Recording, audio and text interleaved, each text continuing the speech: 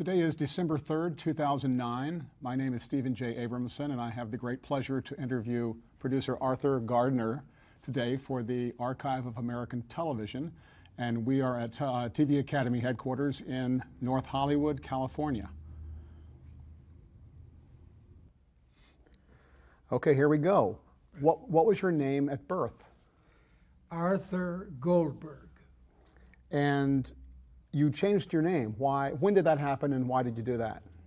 I changed my name when I came to Hollywood to become an actor. When was that? That was in 1929. And where were you born? Marinette, Wisconsin. And when? June 7th, 1910.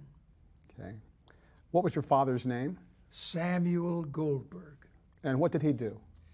He was a store owner. He had a store in Michigan. And your mother, what was her name? Dora, D-O-R-A, Goldberg. And did she work outside the home? Pardon me? Did she work outside the home? No. Okay. Do you have any siblings? Yes. A brother and three sisters. Okay, and their names? George, Marion, Margaret, and Sylvia. Did any of them work in the entertainment industry? My sister Margaret did. Margaret achieved quite a name for herself in Europe, in fact. She worked for Rogers and Cowan, and she worked mostly in Europe. Okay. What was her last name? Or what? Margaret Gardner. Gardner. Okay. When you were growing up, what were you interested in? I mean, were you an active child? Did you have hobbies? I was not an actor. I was interested in sports and movies and so on. And at what point did you take up acting?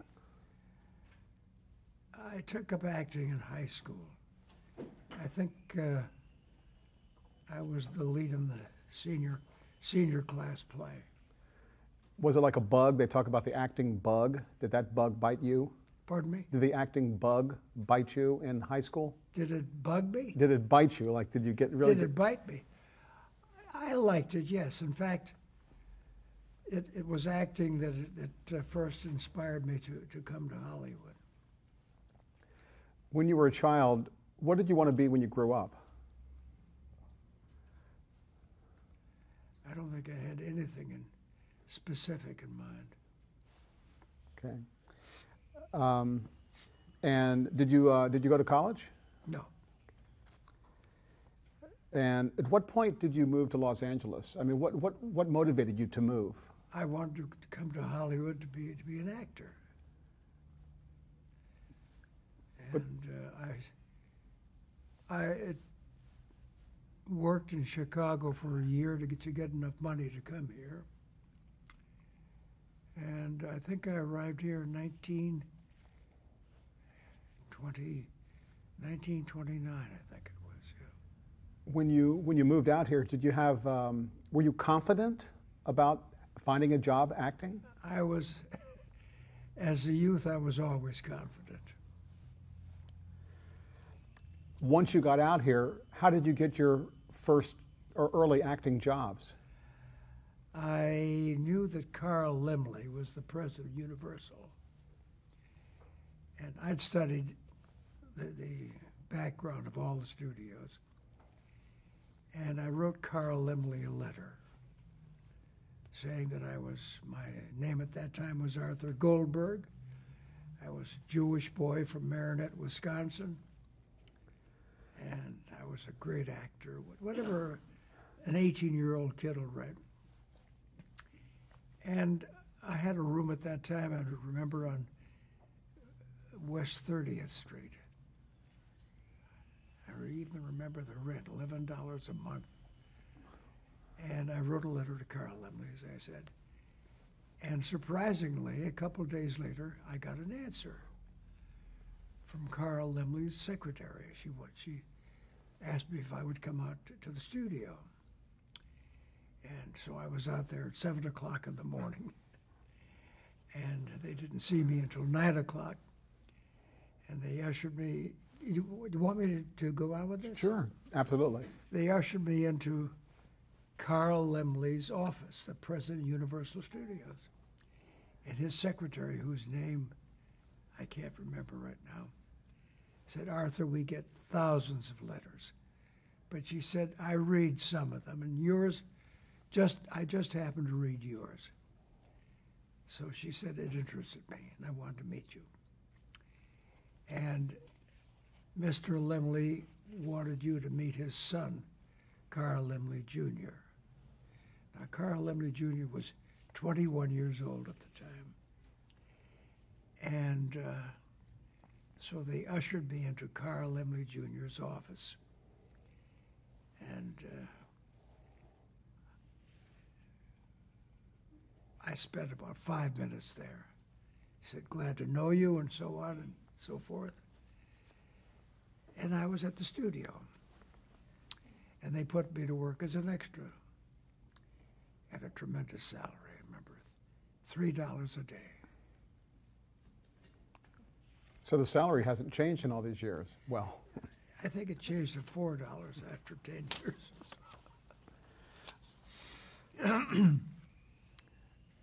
okay, we're going to stop.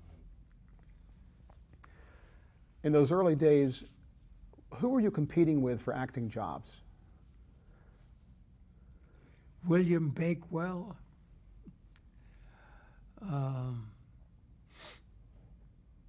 I can't remember the names of all the actors at that time, but Billy Bakewell's name I remember. And of course, Lou Ayres, who played the lead, and I think he was the lead in All Quiet. And Did you have an agent at that time? No. When did I got an agent a couple of years later, but at that time I didn't have an agent. Did you change your name to Gardner before you got your first acting role? Yes, as I said, my name was Arthur Goldberg, Right. and I thought, I didn't think Goldberg was an appropriate name for a motion picture actor.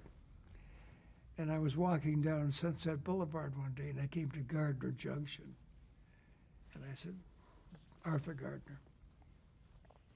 What was the studio system like back then? The studio system was not a great deal different, really. They were still shooting silent films, but it was about the same. It was as difficult to get into a studio then as it is now. They had guards at all the gates and so on.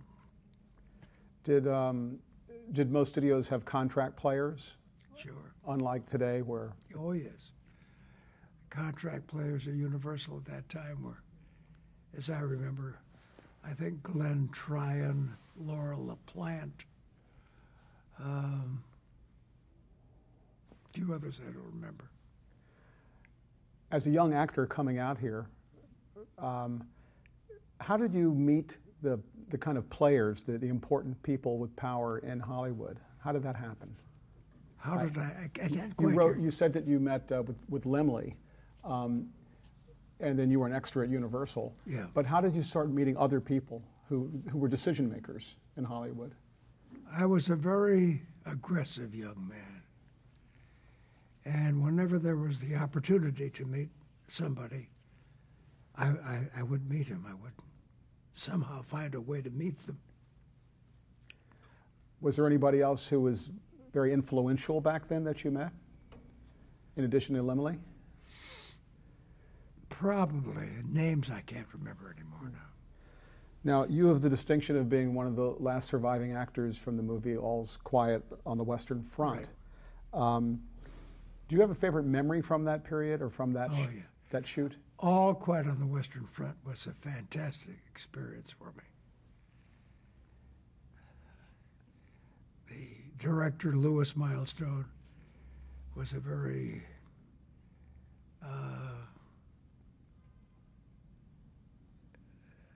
sympathetic but aggressive person. And dialogue director, as I remember, was a man named George Cukor, who later became a director. And it was a marvelous experience. When the United States entered into World War II in 1941, how did that affect you professionally and personally? Well, I was very patriotic, of course. And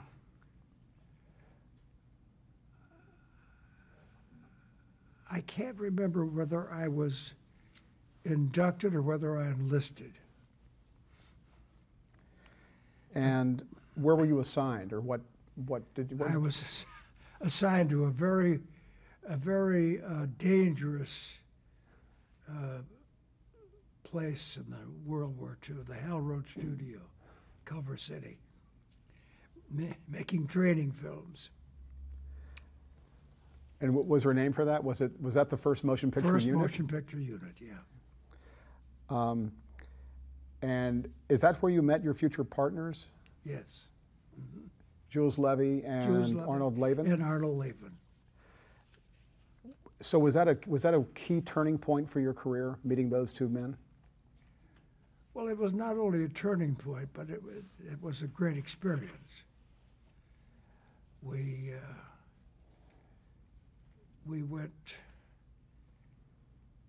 to many spots in the United States making training films. So when the war was over, did you continue a relationship with these men? Oh, did you yes. start a company with them? When the war was over, Jules Levy and Arnold Lavin and I formed our partnership. It might not have been immediately, but eventually it became Levy, Gardner, Lavin Productions. From the time the war was over in 1945, and you started your company, I think in 1951. Yeah. Did you stay in touch with these two men? Yes, yeah. I went to work for there were the King brothers, and the King brothers were three very aggressive guys from Boyle Heights. Their name was Kosinski, but they wanted to be in the motion picture business. And I was a bridge player, and I met them at my cousin's bridge club. And I went to work for them first as an assistant. Once you formed your company, how did you split up the duties between these two other guys?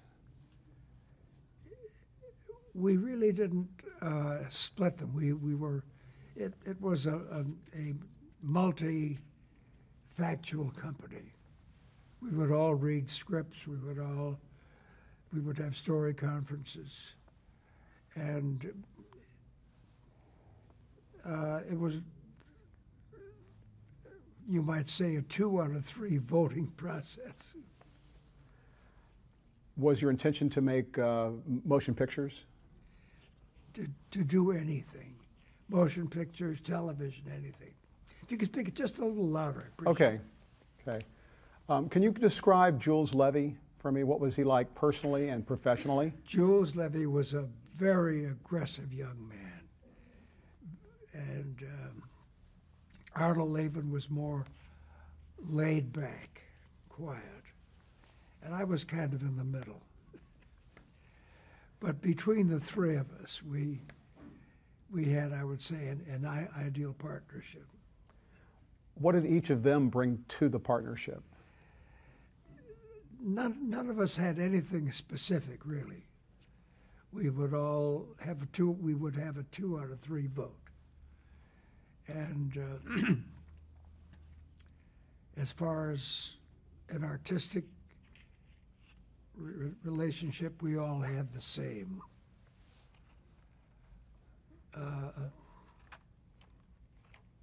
Any one of the three of us would have an idea for a story or a screenplay, and then it would be a 2 out of 3 vote as to whether we would accept it or not. When the three of you were back in the motion picture unit and during the war, did you talk about the idea of having a company sometime in the future? Yes. It was one of our main topics of conversation. Did you think it would actually happen?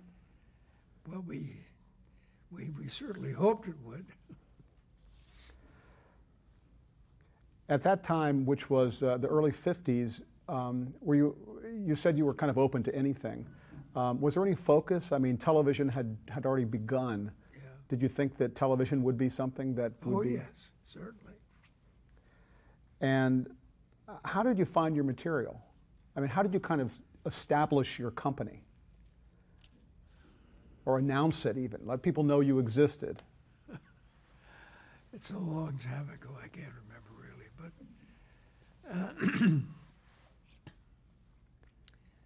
it just kind of happened, I guess. Do you remember the first production that you all actually accomplished? I think the first movie we made, I think, was called Without Warning. And we made it for a very insignificant amount of money. I can't remember anymore. Once you all started rolling and started producing actual films and even television, was there a genre that you excelled at? I mean, was there kind of one type of production? Mostly action films. Excuse me.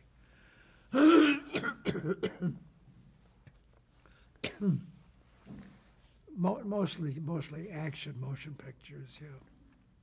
And what were some of the either biggest or most well-known films that you did? It's a long time ago.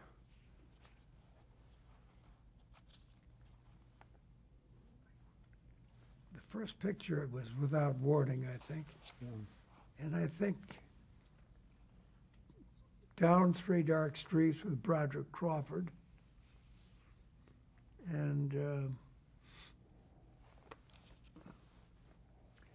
as we became known, then we would, excuse me, we would. So let's talk about television. Right. When were you first aware of television? First aware of it? Well, I was aware of it for years. I'm sure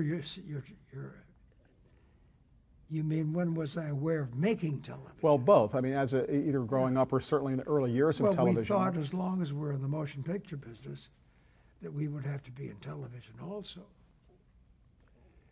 So that's when we came up with the idea for The Rifleman, I think, was the first thing. Were there any television shows that you used to watch back in those early days, or that you liked? We watched everything on television. I can't remember specifics, no.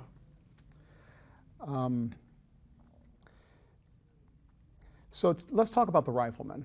How did that come about? How did it come to be that you all produced The Rifleman? It's been so many years ago. Didn't you all do a pilot first of The Rifleman? Yeah. We, at that time, Westerns were very, very popular. And we were working at 4-Star. And I'm not sure whether the idea was ours, Jules Levy and Arnold and myself, or whether Dick Powell, we were working at 4-Star, asked us to come up with some ideas for a series. But we came up with the idea for a Western. And the idea of a man with a rifle came up to us. Dick Powell or 4-Star, weren't they producing a show, a series called The Zane Grey Theater? I can't quite hear you. They were producing a show called The Zane Grey Theater? Yes. So was The Rifleman originally a pilot for that? Yes. Called The Sharpshooter? Pardon? It was called The Sharpshooter? The Sharpshooter, yeah. Now, I understand that Dick Powell had maybe a half a dozen actors that he had in mind to play Lucas McCain. Right. But then you all saw Chuck Connors in a movie. Is that how you sort of discovered him? We had seen Chuck Connors in film And we knew of Chuck Connors also. And Chuck was our ideal choice for it. And how did you let him know that you wanted him? Was it like a chance encounter? Our relationship with Dick Powell was very, very good. And when we insisted on Chuck Connors, it's been so many years ago, but as I remember, we brought Chuck in to meet Dick Powell, and it was an immediate agreement.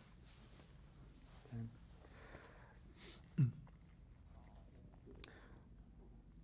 What was the schedule like in terms of shooting an episode? I mean, how many days did it take to shoot a half-hour episode? 3 days.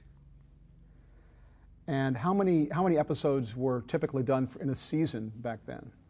Around 50-some episodes. I think we did 168 episodes in 5 years. So that was around 30 or 35 a year. Was The Rifleman a hit from the beginning? From the beginning. It was a big hit. And then Johnny Crawford, who played Lucas's son. Yeah, it's been so many years ago. Johnny Crawford's mother was a former actress. And she and I was an actor for a while too. She and I did a show together. And I can't remember the circumstances anymore, but I think she brought him into us for an interview. And we liked him immediately. And that's how it happened. Did you work closely with Dick Powell at 4-Star? I didn't quite hear you. Did you work closely with Dick Powell? Oh, yes. And Dick was a pleasure to work with. Tell me about Chuck Connors. What kind of a person was he as an actor and as a person? Chuck Connors as an actor was very good. As a person, he was he was not the most subtle guy in the world. He was very, very active in his likes and his dislikes and so on. But we got along with him beautifully. Now Chuck Connors was he a baseball? Former baseball player. Right. Yeah. What was he like on the set? He was fine. He had a temper, and if he would blow a line or something, he would let his temper loose. But it never affected the shooting of the show. What about Sam Peckinpah? What was his involvement in those early days? I'm trying to remember how we met Sam. I can't remember anymore. But someone told us about Sam, I believe. And but he was started to write. He was a writer first, He was right? a writer, yeah. He wrote the pilot, I think, right? Yeah. The pilot for The Rifleman. Yeah. And did you give him his first opportunity to direct? Oh yes, yeah. He had never directed before, but he started just directing for us. And that was The Rifleman? The Rifleman, yeah. Now I understand that Peckinpah was a kind of a quieter person back in those days, as opposed to the kind of rambunctious reputation he got later in life. Is that true? I don't think Sam was quiet even at birth. But he, I don't think Sam was ever quiet. He was always active. Was he a good writer? Very good writer. Very, very talented guy. And how did he do on his first directing assignment? Did he do well enough that you gave him more jobs? Oh, yes, sure. Yeah. Was there anything about him directing television back then that you could foresee him becoming the director he became? Well, he was very, very talented and had a very good mind.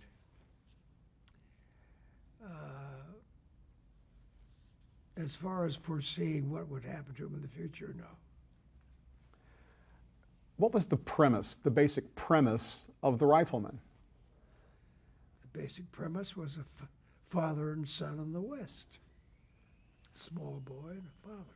There was no mother, though. What was the... No. So he was a widower? He was a widower. This is many years ago, but as I remember, he was a widower, yeah. And was he a lawman or just, I mean, he was a good guy? He was not a lawman. He was an unofficial lawman, sort of. On the side of the right, of course, always.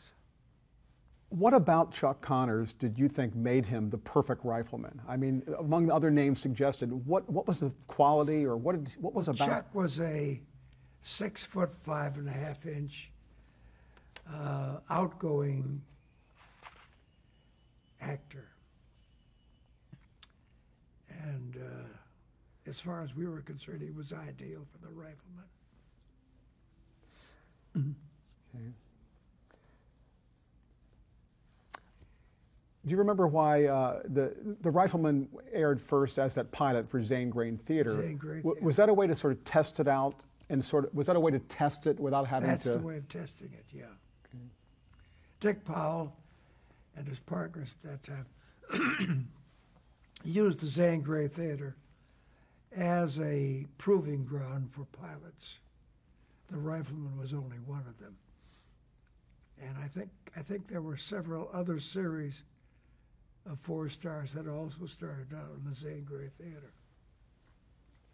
Well, you talk about it in your book that at the time you shot that early Rifleman, that Steve McQueen, who was unknown at the time, was doing the pilot for Wanted Dead or Alive, yeah. like on an adjacent stage. Yeah. And both of them became hits. Right. Tell me a little bit about the genre of Westerns back then in the late 50s. Westerns were very popular. Very popular. Why do you think they were so popular? I don't know. The time, probably. You think it was as simple as like good guys versus bad guys? I think so, yeah.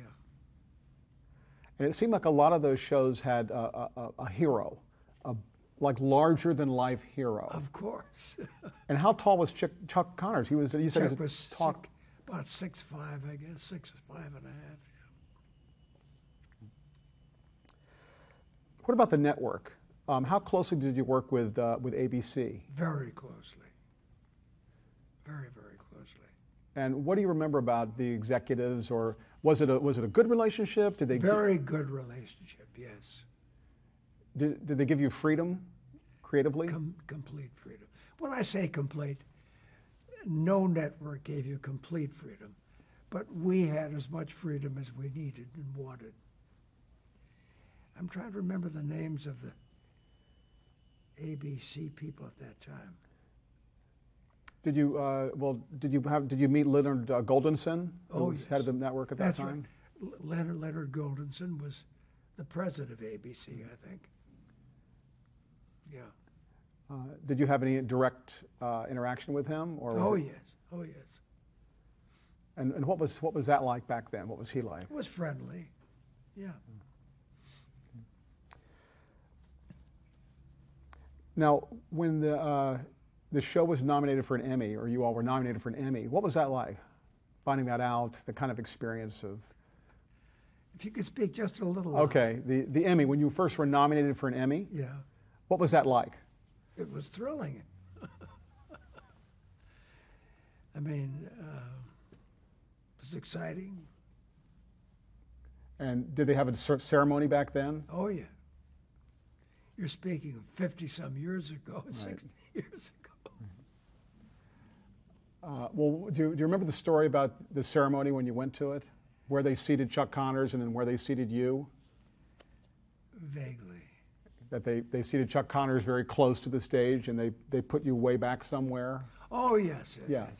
Tell me about that. I don't remember it very clearly. I can't remember exactly what happened, but I think I objected to it, didn't I? Yes, and I think you all left. That's right. You left before the awards were given out. Right. I've forgotten all about that. But that you talked to Chuck Connors, and he was in agreement. And he left too, yeah. right? He left with you, right? That's right. The Rifleman, 50 years later, is still on television. Right. What do you make of that? Well, it has an eternal theme, the father and son. And it was a good show. We had 5 years of good writers and directors and actors. And as far as I can say, it'll go on and on, I hope. Did you ever think that would be the case, where it would still be on the air? No. No. How does that make you feel personally, that a show that you were so involved with? Makes me feel very proud of it. Do you think there's like a legacy to the Rifleman? Pardon? Something people take away from the Rifleman?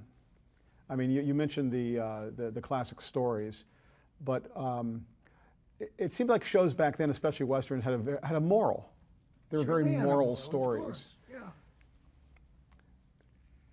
Yeah. I'm sure that the young kids watching it,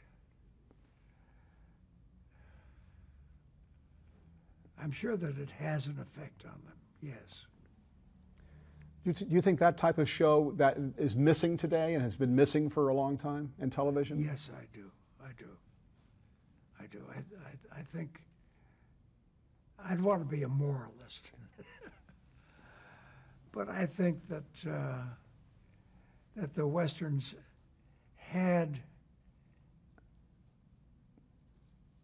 an overall theme of goodness to them, most of them. So what happened? What do you think happened in television that type of show isn't so prominent? Well, what's happened to our world? I mean, I think our world has become more sophisticated, isn't the exact word, but I don't know. Is it like more complicated? More complicated, that's a good word. Now, there was a spin-off from The Rifleman called Law of the Plainsman. Right. Can you talk about that a little bit? It wasn't much of a show. I can't remember how long of a run it had. I think it was about 2 years, maybe, or a year and a half. 1 or 2 years, yeah. Michael Ansara was the lead in it. Michael was a very nice, sweet guy, but the show just didn't have the guts to it, I guess. Did that begin did the character that Michael Ansara played, did that begin on The Rifleman? Yes, as a spinoff, yeah. One of the shows, yeah, as I remember. Did that show, was that intended when it was part of The Rifleman? As a spinoff. You were thinking of that at the time? As a pilot, yes. Now, Michael Ansara, I mean, he had another series called Broken Arrow. Right. He was cast as Native Americans. Yeah. I don't think he was Native American, but why do you think that is? I don't know. I think he had I have no idea. Yeah.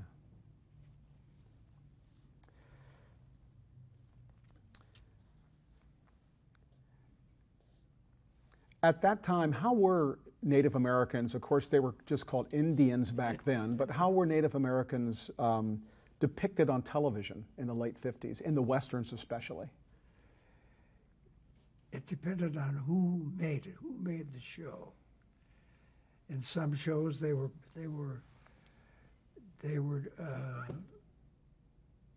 depicted as they should be, and in other shows as villains and so on.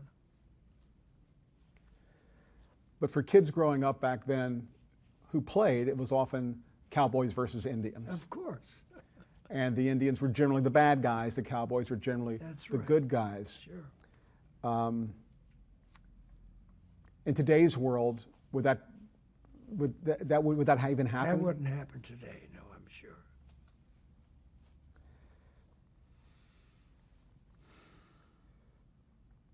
You were working during a time during McCarthyism, the Red Scare during the 50s. Did you witness blacklisting? Did that? Of course I did. Sure. What was your awareness? Were there people you worked with who were blacklisted? A lot of the people I worked with.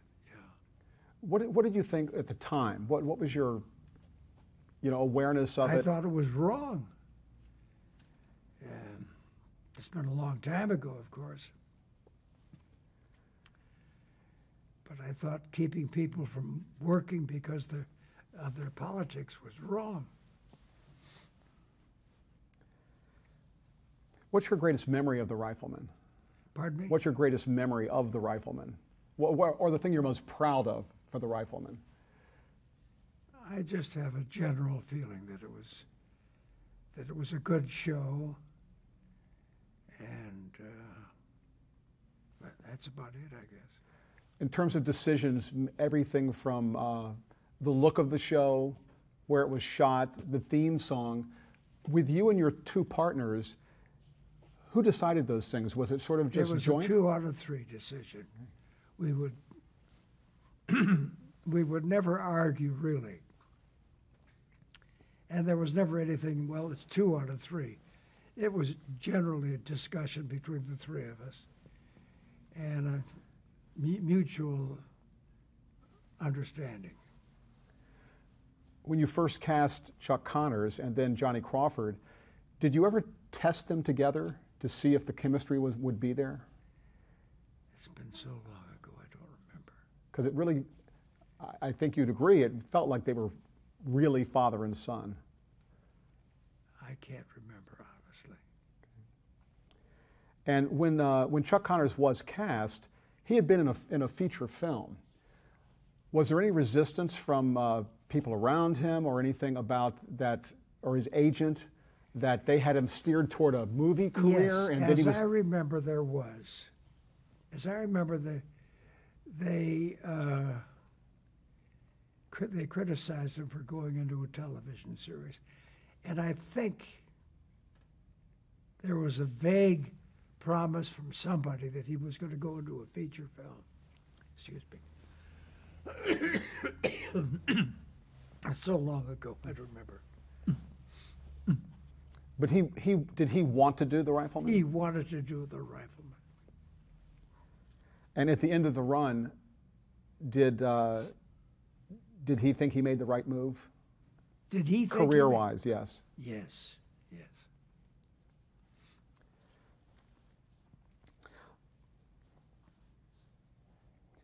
You produced a show called The Detective, starring Robert Taylor. Right. That was in 1960. Right. How did that come about, and how was Robert Taylor to work with? Bob Taylor was a dream to work with. Terrific guy. And that's about all I can say. And then The Big Valley was a big hit in the mid-60s. Mm-hmm. What was the premise of The Big Valley? The premise was this family, Barkley family, and we couldn't have had a better relationship with the cast than we did with Barbara and the entire cast. The Big Valley. How long a show was that? What was the length of an episode? I think it ran 5 years, as I remember. Yeah. But were those episodes an hour or an hour and a half? It was a full hour. Hour. Yeah. Okay. And then Barbara Stanwyck, major motion picture star, doing television. How did that? What was the genesis of that? How did that happen? How was she cast? Golly, I can't remember anymore. Honestly, I've forgotten. How? Honestly, I can't remember. Was she? Do you remember if she was the first one cast, and then other people came on board? As I remember, yes. And here she is, a movie star working in television. How was she working in a series in television? She was terrific, terrific.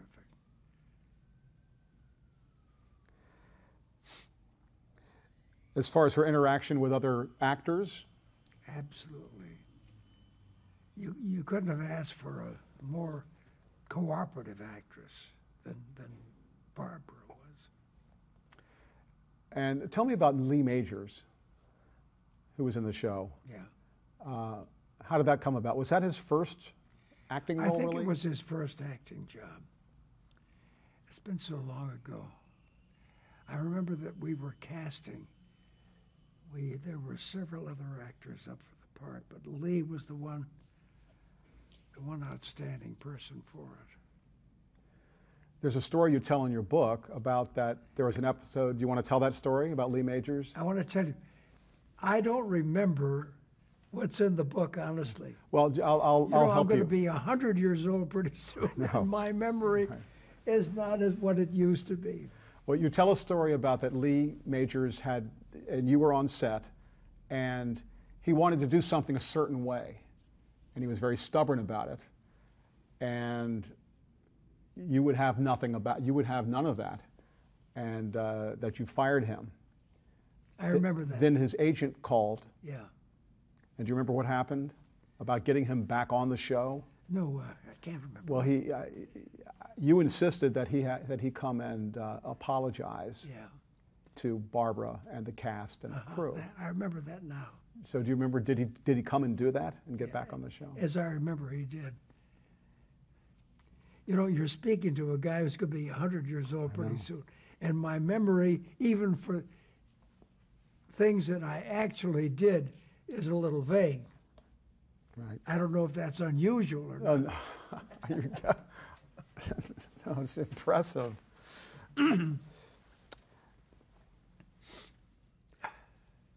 What's the favorite thing you remember about the Big Valley? That whole experience. It was a pleasurable experience. The cast and was it?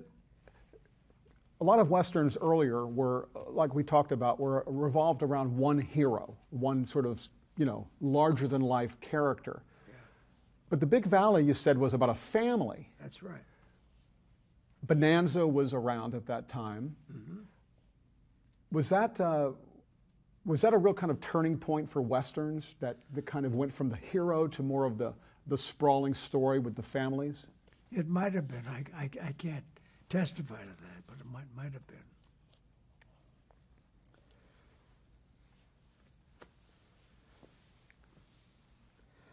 Who did Barbara Stanwyck play? I mean, what was her role in the thing, in the show? Was she like the matriarchal figure? She was a matriarchal figure, but she didn't. I don't think that she tried to portray herself that way. She was a very understanding woman, and that's about all I can How about her work habits? Was she on time? I mean, tell me a little bit about how. Barbara Stanwyck was a very, very understanding woman. And here was a woman who had been a star, a motion picture star. But she was very, very understanding of the television medium, and very, very matriarchal to Linda and so on. I can't praise her enough, really. Well, specifically, there were young actors on that show, like Lee Majors, Linda Evans. Mm-hmm. How did she interact with those younger actors? Was she patient? Did she teach them things? Absolutely. And also, in her motion picture career, she was at one point an ingenue. Barbara Stanwyck.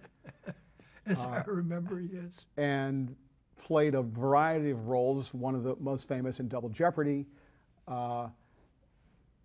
transitioning to playing kind of a matriarch of a family.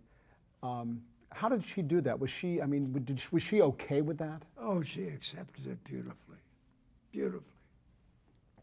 I can't praise her enough, really.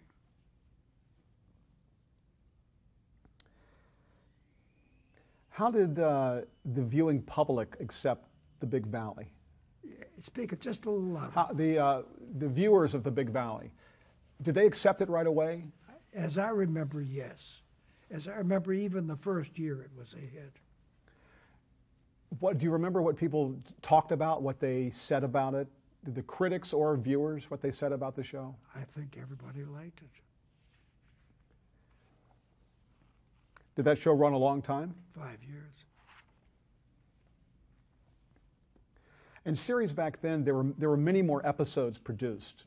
Now, typically a series today would have maybe 22 episodes, maybe a couple more, but back then it was often 39 or more. 39 was kind of an accepted number. What's changed in terms of the number of episodes produced? Is it a financial thing? I have no idea. Financially, everything changes because of money. Let's talk briefly about the schedule. Today, typically an hour dramatic series might take 8 days to shoot. How many days did it take to shoot an hour of Big Valley? Well, in those days, we shot 6 days a week. So it took 6 days, yeah. And the actual exteriors, was there one main location, one ranch you shot that at? We would shoot out in the valley. I can't remember the names of the locations anymore. But normally, our location days would be shot first. As I remember. Was there a large percentage of the show shot on location as opposed to interiors? A lot of exterior activity? I would say, I can't remember the percentage anymore, but we would shoot mostly, I think, at the beginning of the season. We would shoot most of our exteriors. We would shoot a lot of stock shots that we could use as process shots later and so on. Did you have a team of writers who wrote the show, or would you hire freelance writers? Oh, yeah. Yeah. What kind of writers did you look for to write? Good writers. It's been so long ago, I can't remember all the names, but... Well, let me ask you this. Was writing for a Western a specialty, or do you think a good writer could write for any genre of television? A good writer could write anything. And what about directors? Did directors who did action were they more desirable, or? Pardon? Were they more desirable, or did you get directors known for dramatic shows? There were directors who had directed a lot of Western shows. It's been so long ago, you know. We had our own directors, too, that we knew were solid directors. Let's talk about one project that was not a television project, Clam Bake. Yeah. Now, Elvis Presley in those days did a whole series of musicals, and they were considered kind of like fluff. That's right. But there's a certain group of people who kind of love those old movies. Right. Clam Bake being one of them. Right. What was that whole experience like, producing a film with Elvis Presley? It was fine. It was enjoyable. That's about all I can remember. You couldn't get much more famous than Elvis Presley. That's right. What was he like as a person? In person, he was Elvis Presley. Very light-hearted guy. And It's been so long ago. How did he treat you? Fine. Nobody ever treated me badly, really. I can't think of anybody. I can't think of anyone that there may have been a few people here and there, but Well, there are many stories about how polite he was and that he addressed executives and producers by their last name. Did he call you Mr. Gardner? Yeah. On set? That's true. At least at first he did. After a while, he got a little more friendly. And there were some production numbers, but the Clam Bake Song had a big production number. Was that a complicated thing to pull off, or was it a fun experience, or what was that like, doing kind of a musical number within a movie? It's been a long time ago. Were you generally on set? Were you generally hands-on? Oh, yes. But we would spend, I'd say we would split our time, my partners and I split our time between the story conferences and the set and so on. When you're doing television, and we were doing television and features both, so we were busy. I'd say we worked 24 hours a day. I remember getting up early in the morning and coming home late at night every day, but enjoying it, really. In those busy days, when a project came to you, did you hire people on just to work on that project? I'm not talking about crew, but I'm talking about like producers. Because with the three of you, could you handle it all yourselves, or did you have to kind of bring in people to help out? We handled it ourselves. We would hire some people as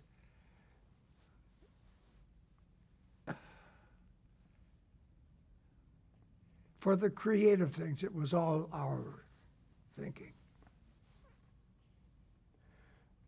Elvis's leading lady for that film was Shelley Fabre, who had been in television before, of course, on Donna Reed as a teenager. What was she like to work with? She was fine, as far as I remember. She was, helpful and sweet. And I think she was one of the leading ladies that Elvis really liked. What was that chemistry like to see them together acting? As far as I remember, it was great. You're going back many, many years. And then there's Colonel Parker, Elvis's manager. Any stories about him? Did you interact? Oh, he was a real character. As I remember, real character. Colonel Parker, golly. Were there any stories you remember about him? I mean, in terms of decision you had to make for the movie. Oh, the meetings we had with him were.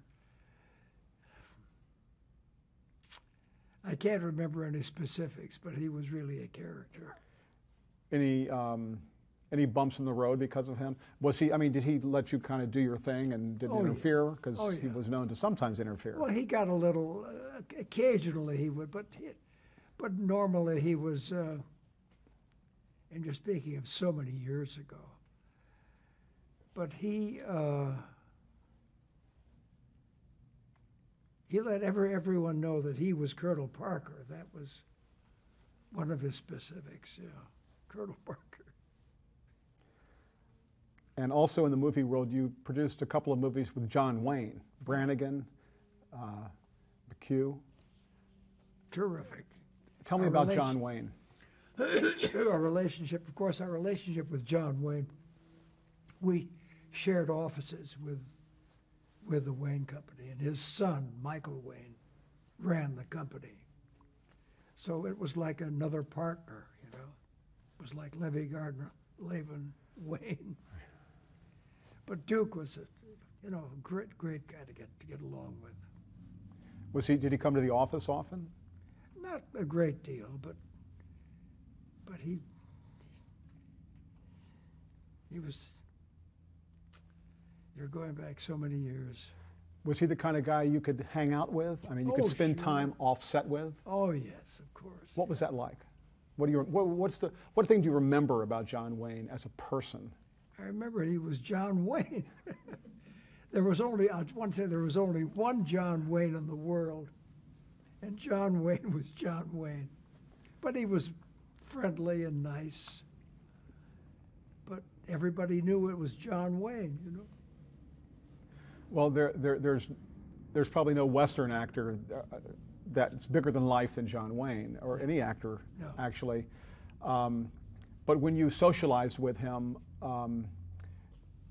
did he get down? I mean, was he a pretty down-to-earth guy? He was, with us, he was down to earth, yes. There was nothing, I'm John Wayne, the star, and so on. No. And in terms of producing his movies, was that, how was he as an actor, as a professional? Terrific, terrific. I have some names I want to just mention a name, and we'll think of it like word association. We'll change tape, and then we'll continue. Oh, you're taping this, huh? Oh.